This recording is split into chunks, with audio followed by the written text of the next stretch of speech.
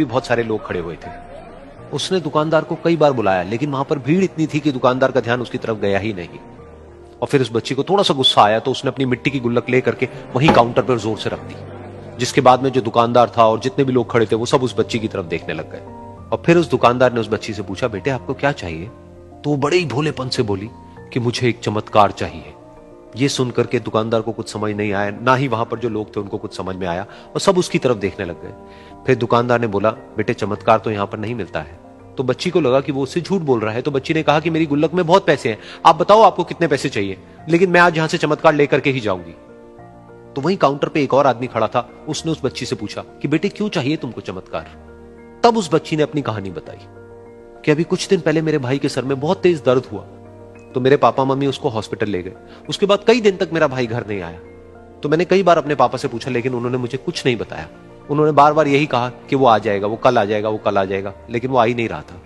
तो मैंने देखा कि मम्मी रो रही है, और पापा मम्मी को कह रहे थे कि उसकी दवाइयों के लिए और उसके इलाज के लिए जितने पैसे चाहिए उतने मेरे पास में नहीं है, अब उसको कोई चमत्कार ही बचा सकता है। तब मुझे लगा कि अगर मेरे पापा के पास में इतने पैसे नहीं भी हैं तो क्या हुआ, मेरे पास में तो है। तो मैंने जितने भी पैसे जोड़ रखे हैं वो सारे लेकर के मैं इस दवाई की दुकान पर आई।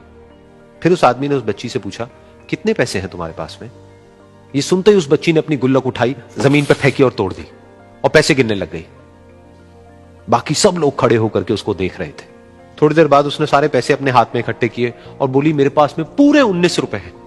वो जो आदमी वहां पर खड़ा था वो थोड़ा सा मुस्कुराया और बोला कि अरे तुम्हारे पास में तो पूरे पैसे हैं, इतने का ही तो आता है चमत्कार। ये सुनकर के वो बच्ची बहुत खुश हो गई और बोली कि चलो मैं आपको अपने पापा से मिलवाती हूं।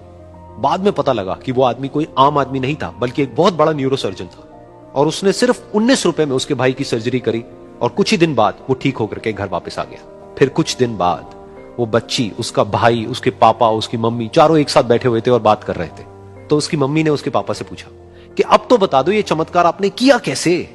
तो उन्होंने अपनी बेटी की तरफ देखा और बोले, ये चमत्कार मैंने नहीं, इसने किया है।